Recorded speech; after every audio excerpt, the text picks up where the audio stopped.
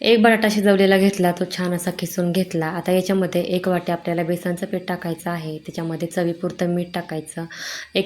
थोडासा चाट मसाला टाकायचा, थोडीशी हळद टाकायची, चवीपुरतं लाल तिखट टाकायचं आणि चवीपुरतं मीठ टाकायचं आणि तेल टाकायचं आणि हे सगळं मिश्रण हलवून घ्यायचं.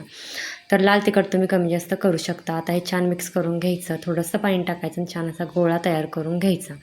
तर आपल्याला जी शेव बनवायची आहे ना, त्यासाठी जशी कन्सिस्टन्सी असते त्याच्यानुसार तुम्ही बनवू शकता. एकदम जास्त पातळही नाही आणि जास्त घट्ट पण नाही.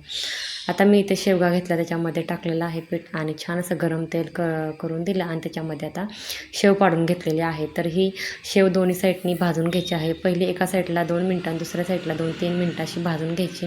मस्त अशी आलू भुजिया आपली तयार झालेली आहेत. ही रेसिपी खूप छान होते. तुम्ही एकदा नक्की ट्राय करून बघा.